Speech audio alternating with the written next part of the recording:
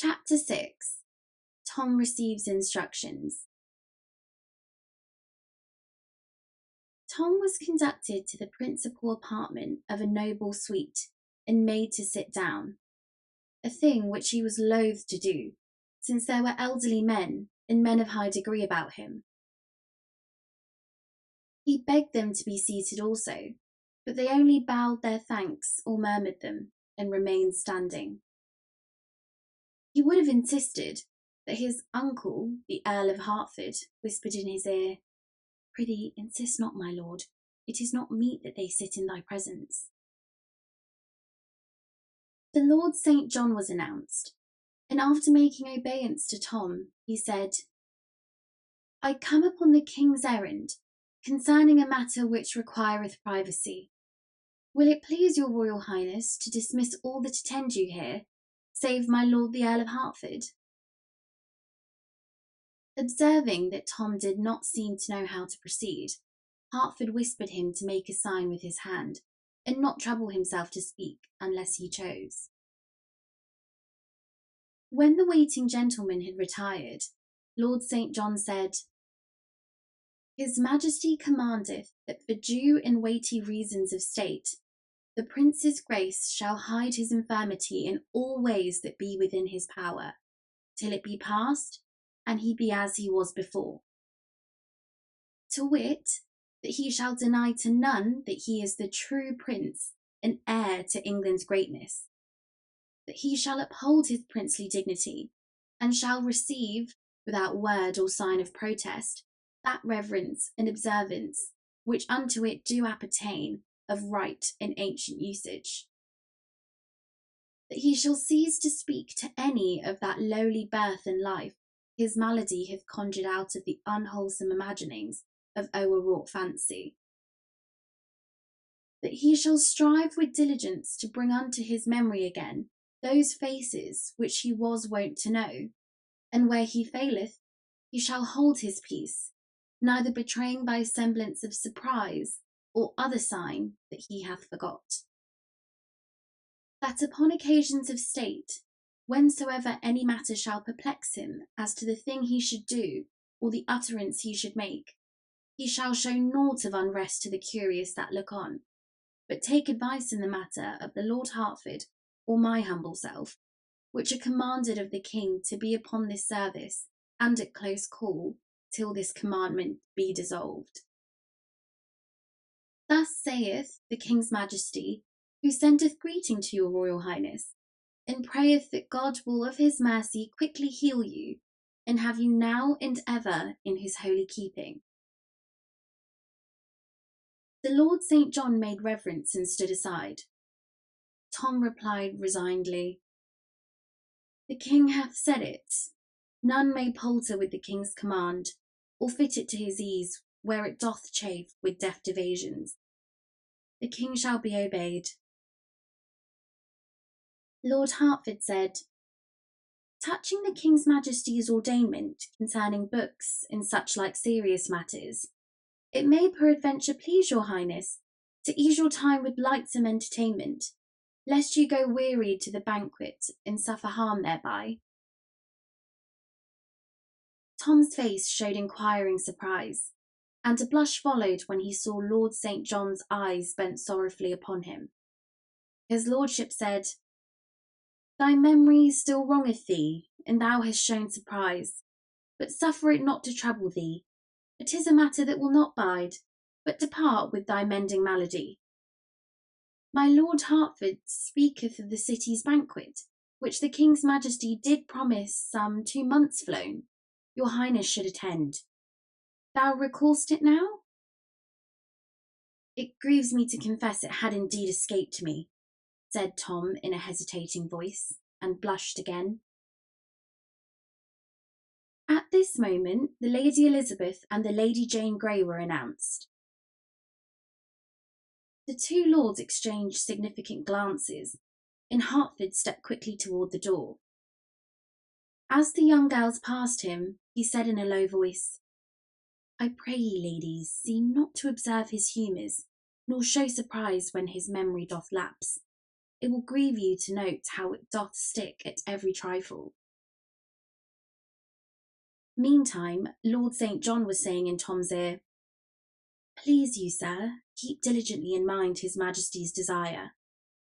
Remember all thou canst seem to remember all else.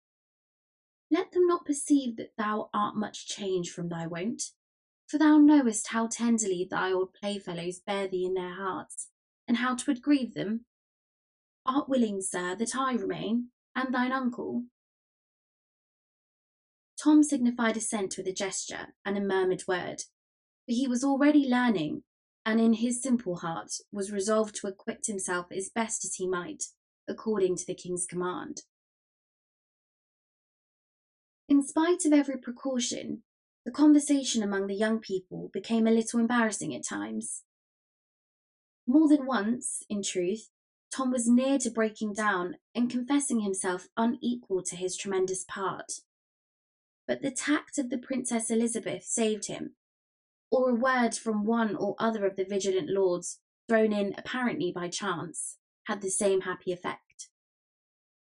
Once, the little Lady Jane turned to Tom and dismayed him with this question: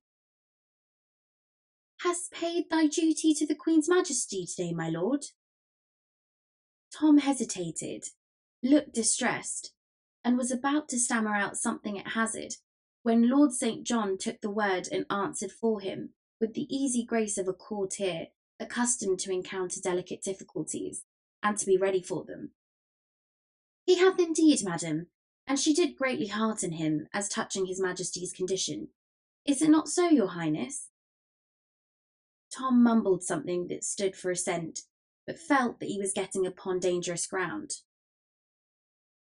Somewhat later it was mentioned that Tom was to study no more at present, whereupon her little ladyship exclaimed, "'Tis a pity, 'tis a pity. Thou wert proceeding bravely, but bide thy time in patience, it will not be for long. Thou'lt yet be graced with learning like thy father, and make thy tongue master of as many languages as his, good my prince." "My father!" cried Tom, off his guard for the moment. "I trow he cannot speak his own so that any but the swine that kennel in the styes may tell his meaning. And as for learning of any sort soever—" He looked up and encountered a solemn warning in Lord St. John's eyes. He stopped, blushed, then continued low and sadly, "My malady persecuteth me again, and my mind wandereth. I meant the king's grace no irreverence." "We know it, sir," said the Princess Elizabeth, taking her brother's hands between her two palms, respectfully but caressingly. "Trouble not thyself as to that. The fault is none of thine, but thy distempers." "Thou'rt a gentle comforter, sweet lady," said Tom gratefully, "and my heart moveth me to thank thee for it, and I may be so bold." Once the giddy little Lady Jane fired a simple Greek phrase at Tom. The Princess Elizabeth's quick eyes saw by the serene blankness of the target's front that the shaft was overshot, so she tranquilly delivered a return volley of sounding Greek on Tom's behalf, and then straightway changed the talk to other matters. Time wore on pleasantly and likewise smoothly on the whole. Snags and sandbars grew less and less frequent, and Tom grew more and more at ease, seeing that all were so lovingly bent upon helping him and overlooking his mistakes.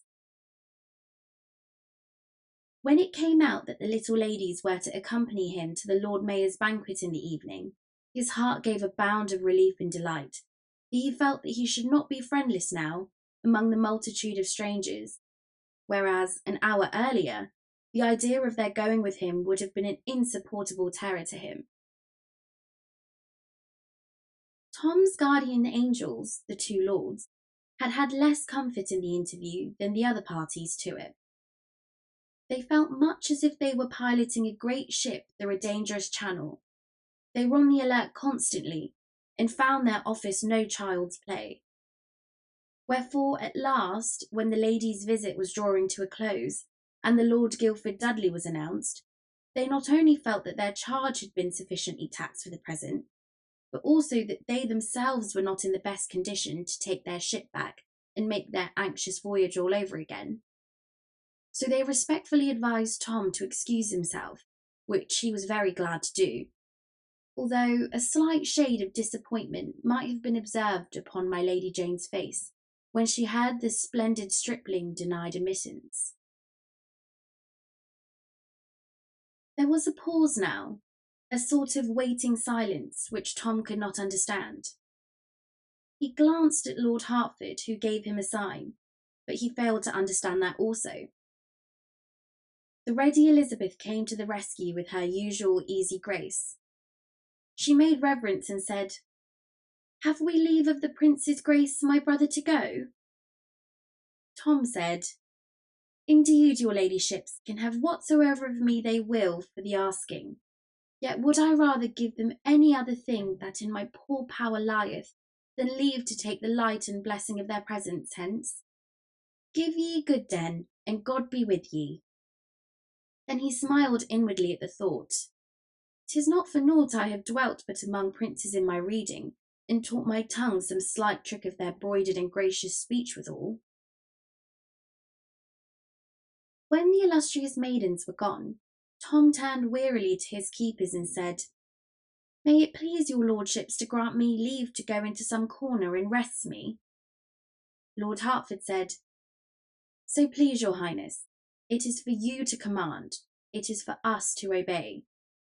That thou should rest is indeed a needful thing, since thou must journey into the city presently." He touched a bell and a page appeared, who was ordered to desire the presence of Sir William Herbert. This gentleman came straight away, and conducted Tom to an inner apartment. Tom's first movement there was to reach for a cup of water, but a silk and velvet servitor seized it, dropped upon one knee, and offered it to him on a golden salver. Next, the tired captive sat down and was going to take off his buskins, timidly asking leave with his eye, but another silk and velvet discomfitor went down upon his knees and took the office from him.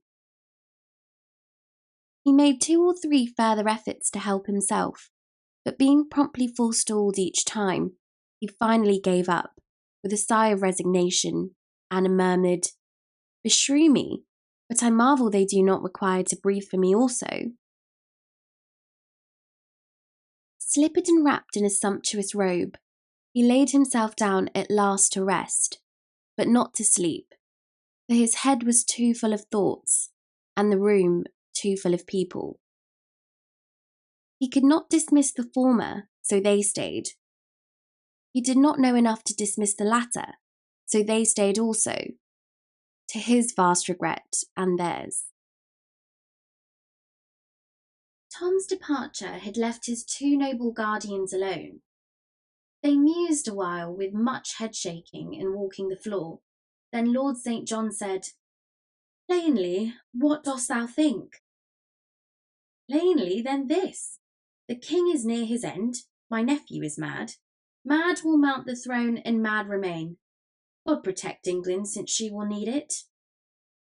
"Verily, it promised so indeed. But have you no misgivings as to...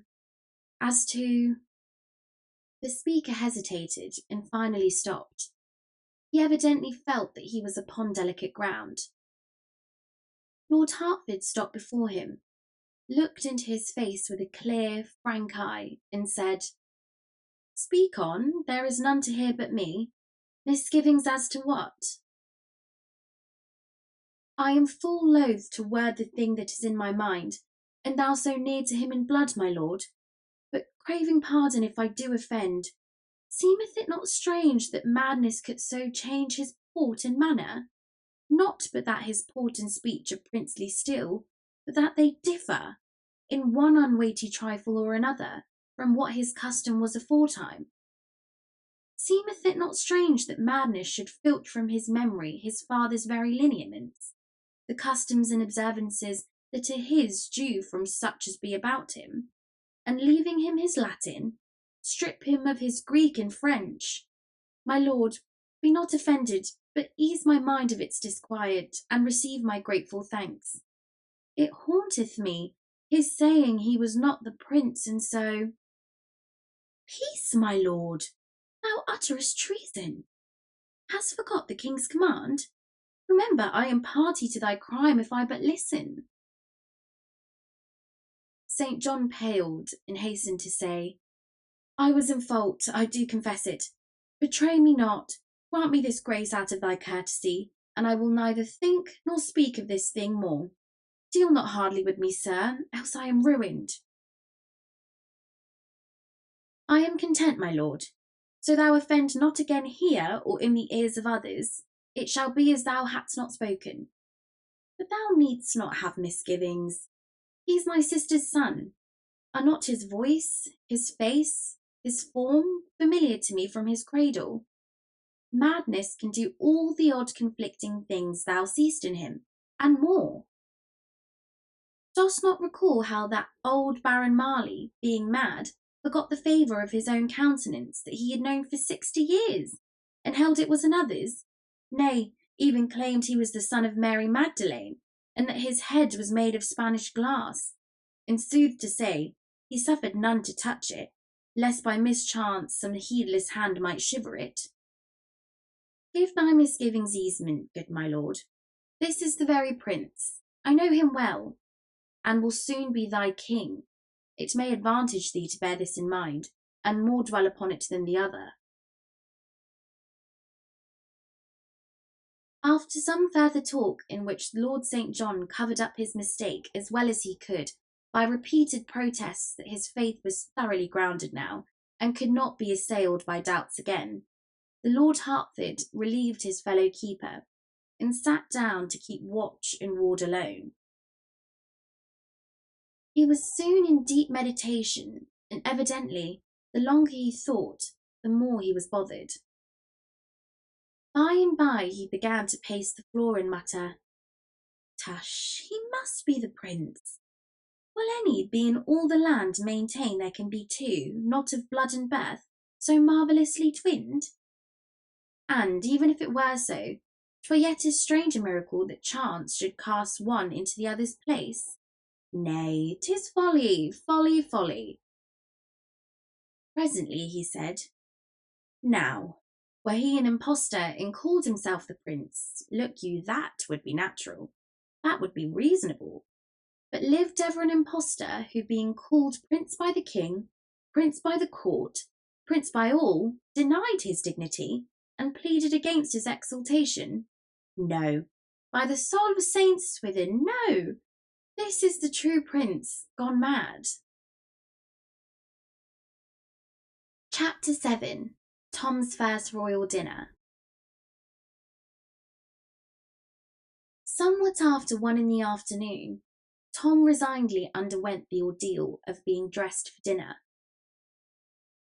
He found himself as finely clothed as before, but everything different, everything changed, from his ruff to his stockings.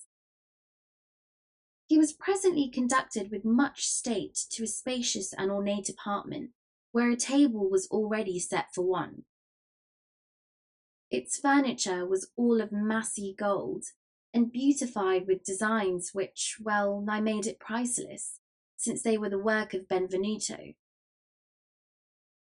The room was half filled with noble servitors.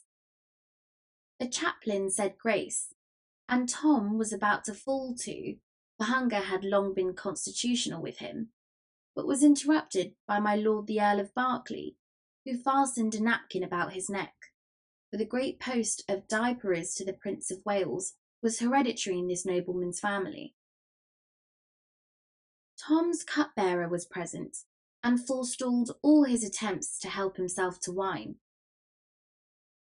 The taster to His Highness the Prince of Wales was there also, prepared to taste any suspicious dish upon requirement, and run the risk of being poisoned. He was only an ornamental appendage at this time, and was seldom called upon to exercise his function. But there had been times not many generations past, when the office of taster had its perils, and was not a grandeur to be desired. Why they did not use a dog or a plumber seems strange, but all the ways of royalty is strange. My Lord Darcy, first groom of the chamber, was there to do goodness knows what, but there he was. Let that suffice. The Lord Chief Butler was there and stood behind Tom's chair, overseeing the solemnities under command of the Lord Great Steward and the Lord Head Cook, who stood near. Tom had 384 servants besides these, but they were not all in that room, of course, nor the quarter of them. Neither was Tom aware yet that they existed. All those that were present had been well drilled within the hour to remember that the prince was temporarily out of his head, and to be careful to show no surprise at his vagaries. These vagaries were soon on exhibition before them, but they only moved their compassion and their sorrow, not their mirth. It was a heavy affliction to them to see their beloved prince so stricken. Poor Tom ate with his fingers mainly, but no one smiled at it or even seemed to observe it. He inspected his napkin curiously and with deep interest, for it was of a dainty and beautiful fabric, then said with simplicity, "Prithee, take it away, lest in mine unheedfulness it be soiled." The hereditary diaperer took it away with reverent manner, and without word or protest of any sort.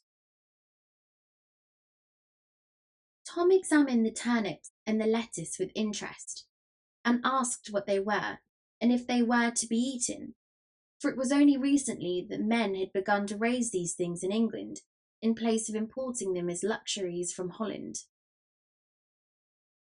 His question was answered with grave respect, and no surprise manifested. When he had finished his dessert, he filled his pockets with nuts, but nobody appeared to be aware of it, or disturbed by it. But the next moment he was himself disturbed by it, and showed discomposure, for this was the only service he had been permitted to do with his hands during the meal, and he did not doubt that he had done a most improper and unprincely thing. At that moment the muscles of his nose began to twitch, and the end of the organ to lift and wrinkle. This continued, and Tom began to evince a growing distress. He looked appealingly first at one and then another of the lords about him, and tears came into his eyes. They sprang forward with dismay in their faces, and begged to know his trouble. Tom said with genuine anguish, "I crave your indulgence. My nose itcheth cruelly. What is the custom and usage in this emergence? Prithee speed, for 'tis but little time that I can bear it." None smiled, but all were sore perplexed, and looked one to the other in deep tribulation for counsel. But behold, here was a dead wall, and nothing in English history to tell how to get over it. The master of ceremonies was not present. There was no one who felt safe to venture upon this uncharted sea, or risk the attempt to solve the solemn problem. Alas, there was no hereditary scratcher. Meantime, the tears had overflowed their banks, and begun to trickle down Tom's cheeks. His twitching nose was pleading more urgently than ever for relief. At last, nature broke down the barriers of etiquette. Tom lifted up an inward prayer for pardon if he was doing wrong, and brought relief to the burdened hearts of his court by scratching his nose himself. His meal being ended, a lord came and held before him a broad, shallow, golden dish with fragrant rosewater in it, to cleanse his mouth and fingers with, and my lord the hereditary diaperer stood by with a napkin for his use. Tom gazed at the dish a puzzled moment or two, then raised it to his lips, and gravely took a draught. Then he returned it to the waiting lord, and said, "Nay, it likes me not, my lord. It hath a pretty flavour, but it wanteth strength." This new eccentricity of the prince's ruined mind made all the hearts about him ache, but the sad sight moved none to merriment. Tom's next unconscious blunder was to get up and leave the table just when the chaplain had taken his stand behind his chair, and with uplifted hands and closed uplifted eyes, was in the act of beginning the blessing. Still, nobody seemed to perceive that the prince had done a thing unusual. By his own request, our small friend was now conducted to his private cabinet and left there alone to his own devices. Hanging upon the hooks in the oaken wainscoting were the several pieces of a suit of shining steel armour, covered all over with beautiful designs, exquisitely inlaid in gold. This martial panoply belonged to the true prince, a recent present from Madame Parr the Queen. Tom put on the greaves, the gauntlets, the plumed helmet, and such other pieces as he could don without assistance, and for a while was minded to call for help and complete the matter, but bethought him of the nuts he had brought away from dinner, and the joy it would be to eat them with no crowd to eye him, and no grand hereditaries to pester him with undesired services. So he restored the pretty things to their several places, and soon was cracking nuts and feeling almost naturally happy for the first time since God for his sins had made him a prince. When the nuts were all gone, he stumbled upon some inviting books in a closet. Among them, one about the etiquette of the English court. This was a prize. He lay down upon a sumptuous divan and proceeded to instruct himself with honest zeal. Let us leave him there for the present. Chapter 8. The Question of the Seal. About 5 o'clock, Henry VIII awoke out of an unrefreshing nap and muttered to himself, troublous dreams, mine end is now at hand, so say these warnings, and my failing pulses do confirm it. Presently a wicked light flamed up in his eye, and he muttered, yet will not I die till he go before. His attendants perceiving that he was awake, one of them asked about his pleasure concerning the Lord Chancellor, who was waiting without. Admit him, exclaimed the king eagerly. The Lord Chancellor entered and knelt by the king's couch, saying, I have given order, and according to the king's command, the peers of the realms in their robes do now stand at the bar of the house, where, having confirmed the Duke of Norfolk's doom, they humbly wait his Majesty's further pleasure in the matter.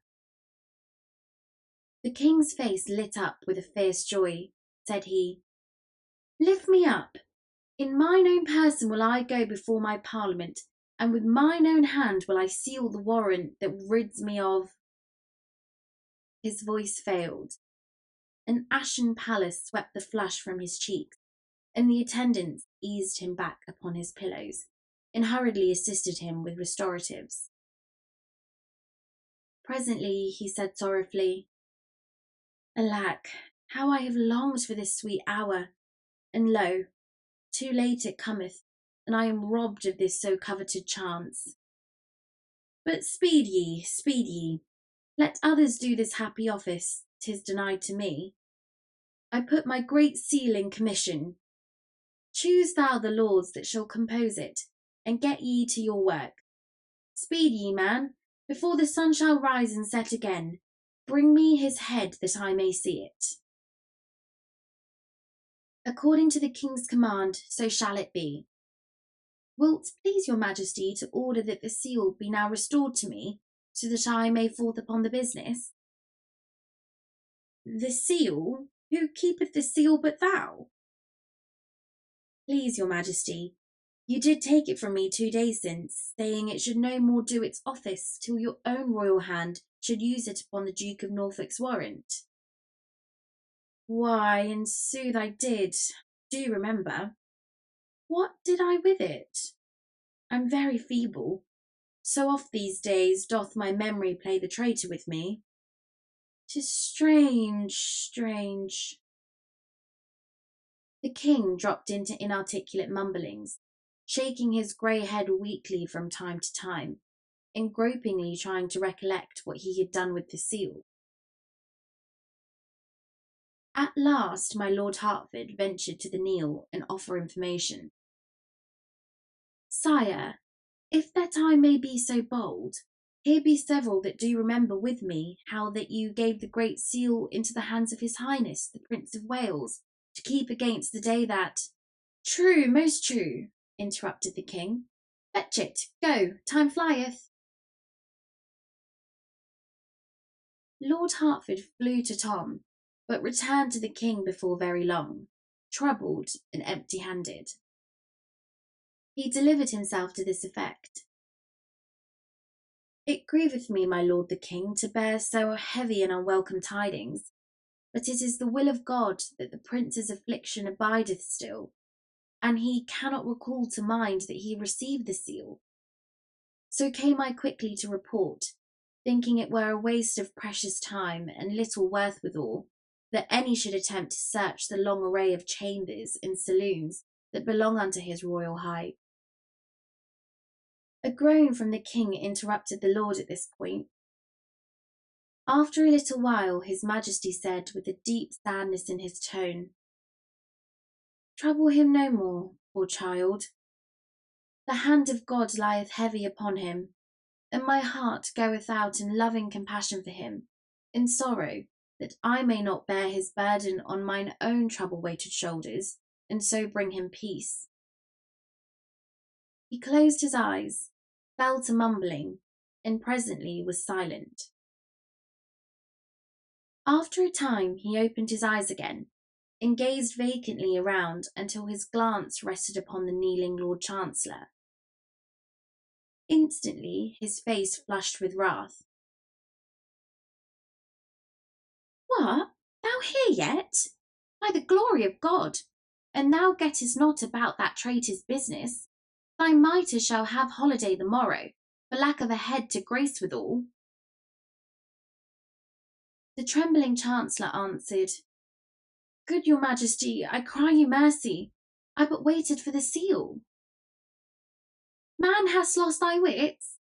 The small seal which aforetime I was wont to take with me abroad lieth in my treasury, and since the great seal hath flown away, shall it not suffice? Hast lost thy wits? Begone, and hark ye, come no more till thou do bring his head." The poor Chancellor was not long in removing himself from the dangerous vicinity, nor did the Commission waste time in giving the royal assent to the work of the slavish Parliament, and appointing the morrow for the beheading of the Premier Peer of England, the luckless Duke of Norfolk. Chapter 9. The River Pageant. At 9 in the evening, the whole vast river-front of the palace was blazing with light. The river itself, as far as the eye could reach citywards, was so thickly covered with watermen's boats and with pleasure barges, all fringed with coloured lanterns, and gently agitated by the waves, that it resembled a glowing and limitless garden of flowers, stirred to soft motion by summer winds. The grand terrace of stone steps leading down to the water, spacious enough to mass the army of a German principality upon, was a picture to see, with its ranks of royal halberdiers in polished armour, and its troops of brilliantly costumed servitors flitting up and down and to and fro in the hurry of preparation. Presently a command was given, and immediately all living creatures vanished from the steps. Now the air was heavy with the hush of suspense and expectancy. As far as one's vision could carry, he might see the myriads of people in the boats rise up and shade their eyes from the glare of lanterns and torches, and gaze toward the palace. A file of 40 or 50 state barges drew up to the steps. They were richly gilt, and their lofty prows and sterns were elaborately carved. Some of them were decorated with banners and streamers, some with cloth of gold and arras embroidered with coat of arms, others with silken flags that had numberless little silver bells fastened to them, which shook out tiny showers of joyous music whenever the breeze fluttered them. Others of yet higher pretensions, since they belonged to nobles in the prince's immediate service, had their sides picturesquely fenced with shields gorgeously emblazoned with armorial bearings. Each state barge was towed by a tender. Besides the rowers, these tenders carried each a number of men-at-arms in glossy helmet and breastplate, and a company of musicians. The advance guard of the expected procession now appeared in the great gateway, a troop of halberdiers. They were dressed in striped hose of black and tawny. Velvet caps graced at the sides with silver roses, and doublets of murrey and blue cloth, embroidered on the front and back with the 3 feathers, the prince's blazon, woven in gold. Their halberd staves were carved with crimson velvet, fastened with gilt nails, and ornamented with gold tassels.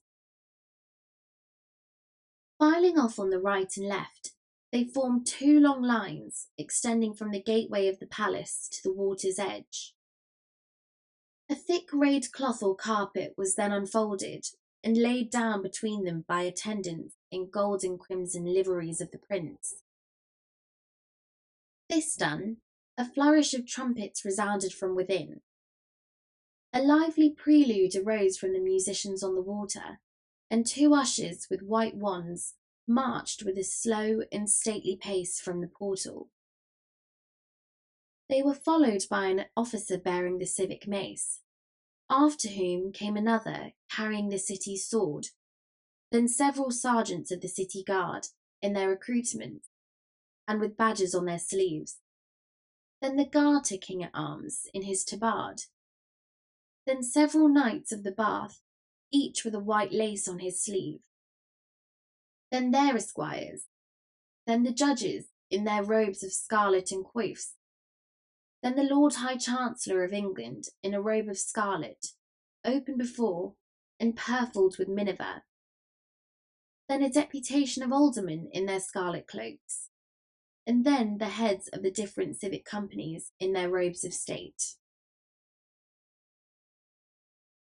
Now came 12 French gentlemen in splendid habiliments, consisting of pourpoints of white damask barred with gold, short mantles of crimson velvet lined with violet taffeta, and carnation-coloured eau de choses, and took their way down the steps.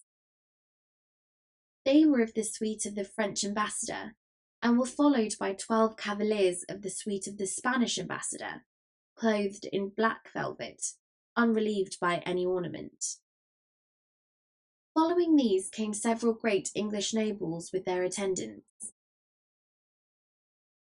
There was a flourish of trumpets within, and the prince's uncle, the future great Duke of Somerset, emerged from the gateway, arrayed in a doublet of black cloth of gold, and a cloak of crimson satin, flowered with gold, and ribanded with nets of silver.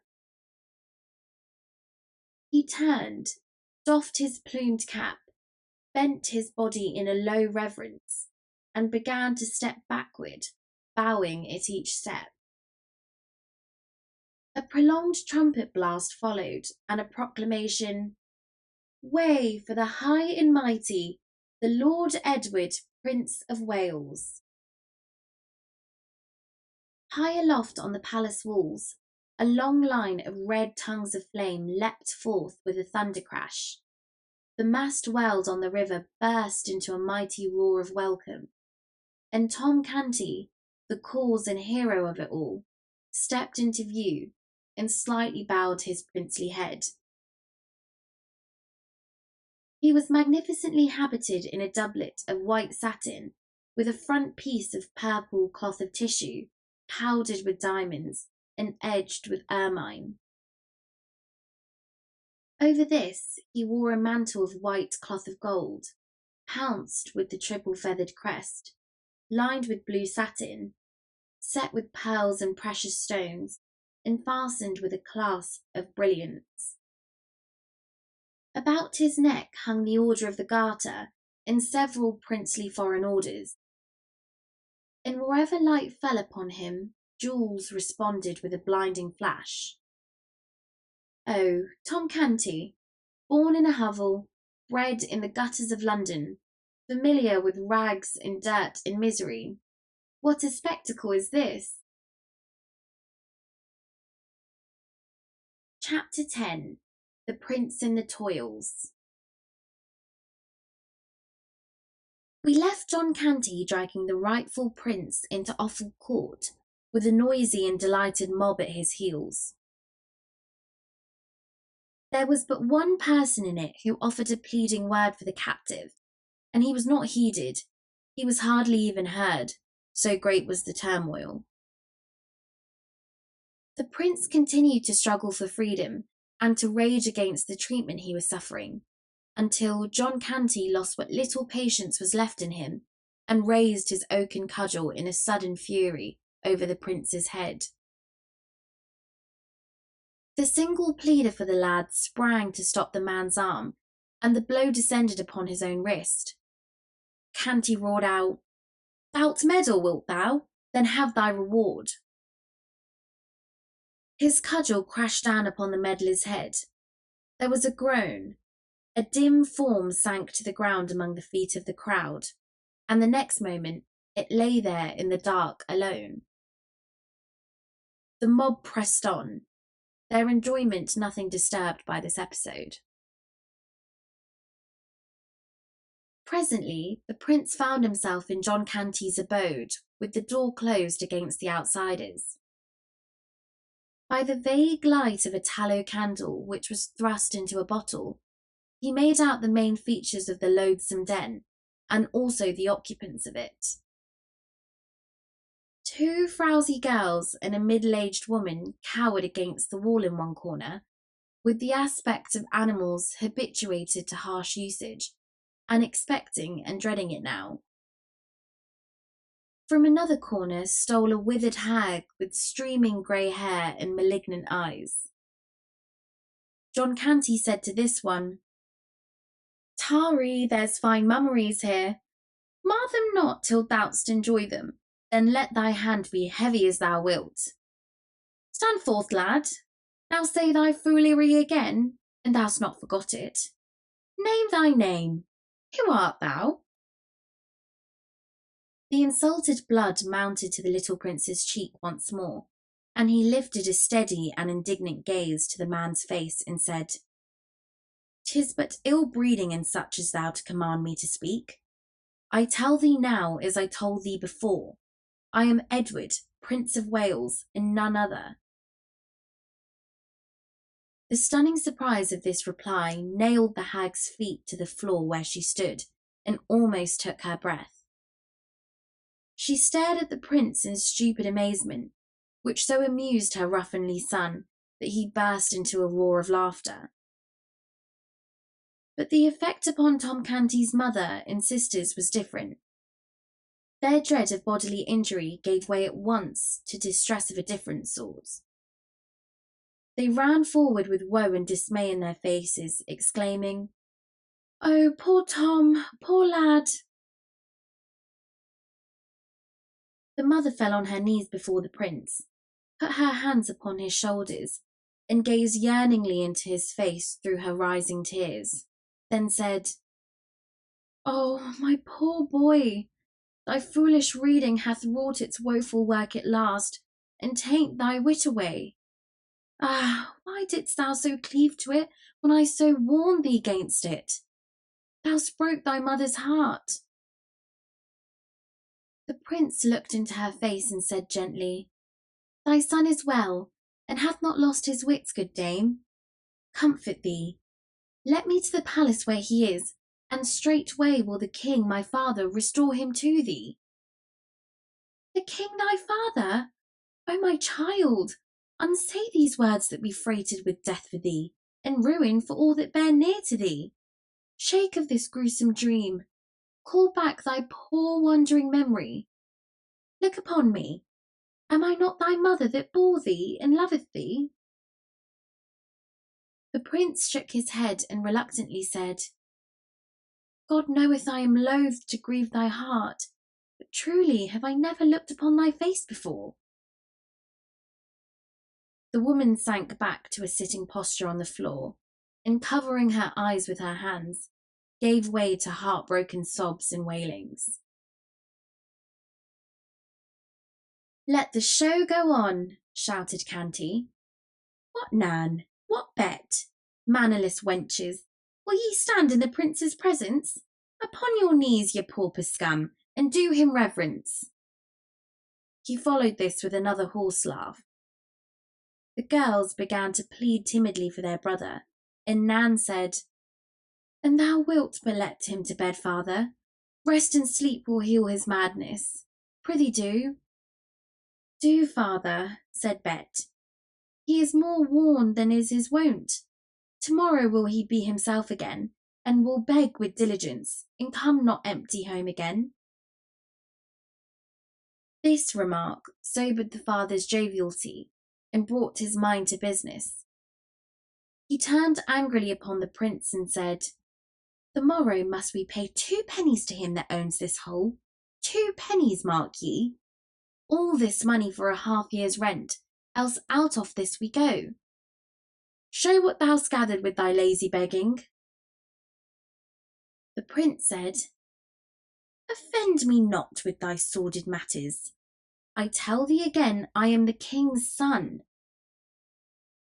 A sounding blow upon the prince's shoulder from Canty's broad palm sent him staggering into Goodwife Canty's arms, who clasped him to her breast and sheltered him from a pelting rain of cuffs and slaps by interposing her own person.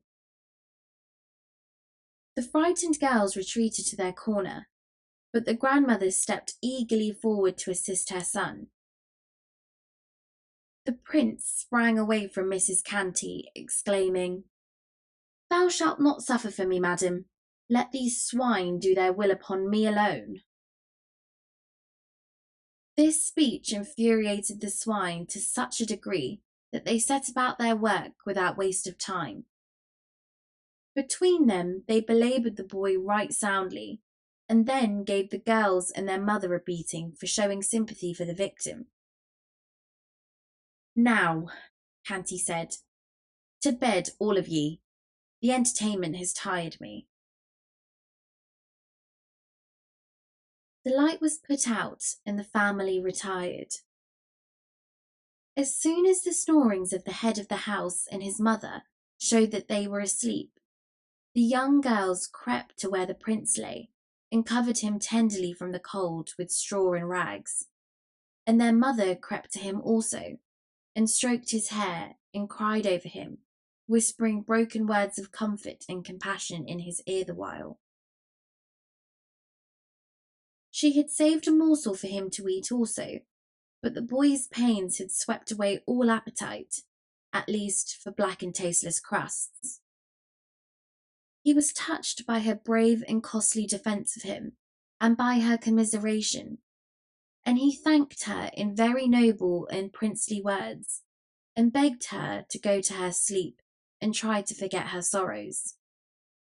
And he added that the king, his father, would not let her loyal kindness and devotion go unrewarded. This return to his madness broke her heart anew, and she strained him to her breast again and again, and then went back, drowned in tears, to bed.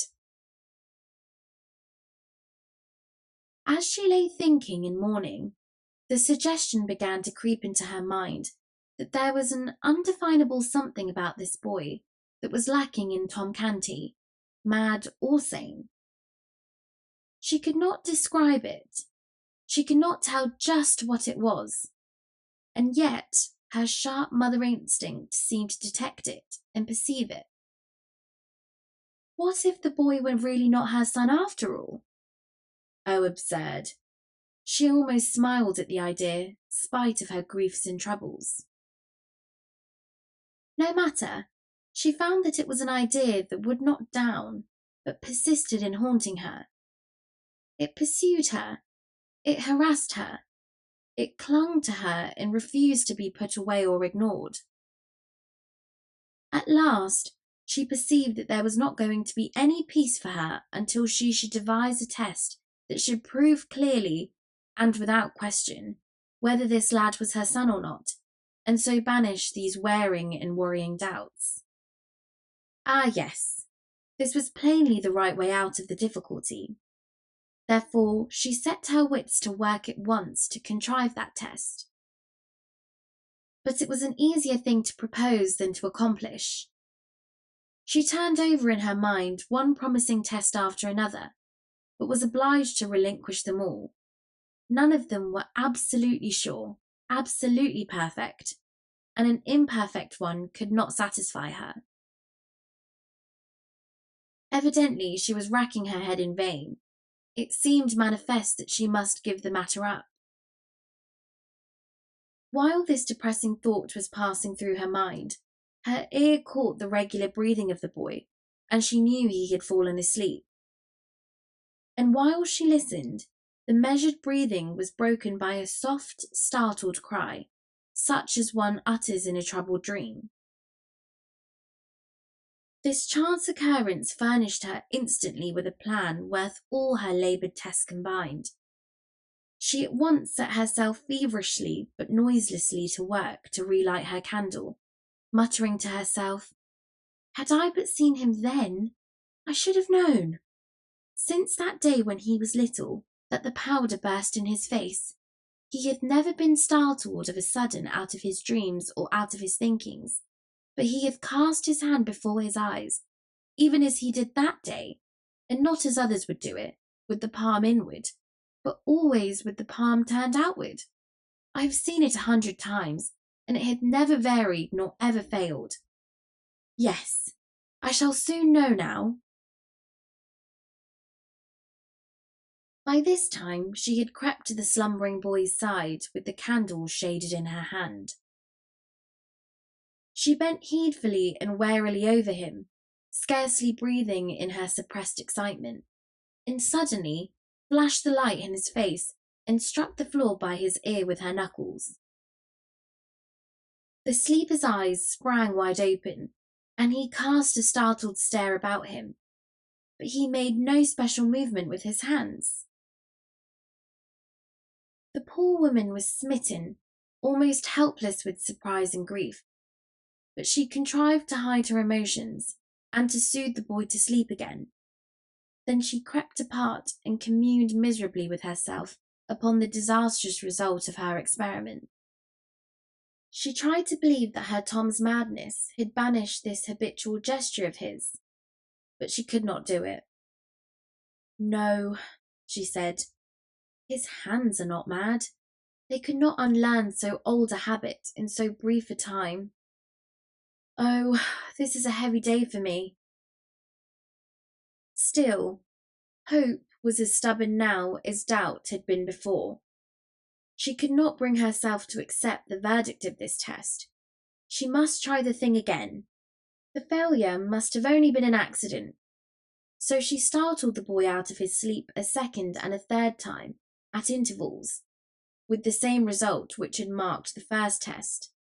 Then she dragged herself to bed and fell sorrowfully asleep, saying, "But I cannot give him up. Oh no, I cannot. He must be my boy." The poor mother's interruptions having ceased, and the prince's pains having gradually lost their power to disturb him, utter weariness at last sealed his eyes in a profound and restful sleep. Hour after hour slipped away, and still he slept like the dead. Thus 4 or 5 hours passed. Then his stupor began to lighten. Presently, while half asleep and half awake, he murmured, "Sir William." After a moment, "Ho, Sir William Herbert, hie thee hither, and list to the strangest dream that ever. Sir William, dost hear?" Man, I did think me changed to a pauper and— Ho there, guards, Sir William! What, is there no groom of the chamber in waiting? Alack, it shall go hard with— What aileth thee? Asked a whisper near him. Who art thou calling? Sir William Herbert, who art thou? I? Who should I be but thy sister Nan? Oh, Tom, I had forgot. Thou'rt mad yet, poor lad, thou'rt mad yet. Would I had never woke to know it again. But prithee, master thy tongue, lest we all be beaten till we die. The startled prince sprang partly up, but a sharp reminder from his stiffened bruises brought him to himself, and he sank back among the foul straw with a moan and the exclamation, Alas, it was no dream then.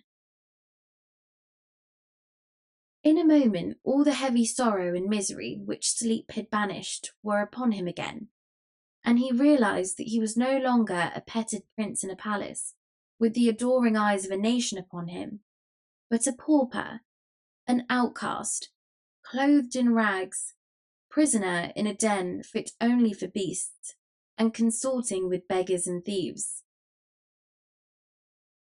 In the midst of his grief, he began to be unconscious of hilarious noises and shoutings, apparently but a block or two away. The next moment there were several sharp raps at the door. John Canty ceased from snoring and said, Who knocketh? What wilt thou? A voice answered, Know'st thou who it was thou laid thy cudgel on? No, neither know I nor care. Belike thou'lt change thy note eftsoons, and thou wouldst save thy neck, nothing but flight may stead thee. The man is this moment delivering up the ghost. 'Tis the priest, Father Andrew. God ha' mercy, exclaimed Canty. He roused his family and hoarsely commanded, Up with ye all and fly, or bide where ye are and perish. Scarcely 5 minutes later, the Canty household were in the street and flying for their lives. John Canty held the prince by the wrist and hurried him along the dark way, giving him this caution in a low voice. Mind thy tongue, thou mad fool, and speak not our name. I will choose me a new name speedily to throw the law's dogs off the scent. Mind thy tongue, I tell thee. He growled these words to the rest of the family. If it so chance that we be separated, let each make for London Bridge. Whoso findeth himself as far as the last linen draper's shop on the bridge, let him tarry there till the others be come. Then we will flee into Southwark together. At this moment the party burst suddenly out of darkness into light, and not only into light, but into the midst of a multitude of singing, dancing, and shouting people massed together on the river frontage. There was a line of bonfires stretching as far as one could see up and down the Thames. London Bridge was illuminated, Southwark Bridge likewise. The entire river was aglow with the flash and sheen of coloured lights, and constant explosions of fireworks filled the skies with an intricate commingling of shooting splendours, and a thick rain of dazzling sparks that almost turned night into day. Everywhere were crowds of revellers. All London seemed to be at large. John Canty delivered himself of a furious curse and commanded a retreat, but it was too late. He and his tribe were swallowed up in that swarming hive of humanity and hopelessly separated from each other in an instant. We are not considering that the prince was one of his tribe. Canty still kept his grip upon him. The prince's heart was beating high with hopes of escape now. A burly waterman, considerably exalted with liquor, found himself rudely shoved by Canty in his efforts to plough through the crowd. He laid his great hand on Canty's shoulder and said, "Nay, whither so fast, friend? Dost canker thy soul with sordid business, when all that be leal men and true make holiday?" "Mine affairs are mine own, they concern thee not," answered Canty roughly. "Take away thy hand and let me pass." "Sahib, that is thy humour. Thou'lt not pass till thou'st drunk to the Prince of Wales, I tell thee that," said the waterman, barring the way resolutely. "Give me the cup then, and make speed, make speed." Other revellers were interested by this time. They cried out, the loving cup, make the sour knave drink the loving cup, else we will feed him to the fishes." So a huge loving cup was brought. The waterman, grasping it by one of its handles, and with the other hand bearing up the end of an imaginary napkin, presented it in due and ancient form to Canty, who had to grasp the opposite handle with one of his hands and take off the lid with the other, according to ancient custom. This left the prince hand-free for a second, of course.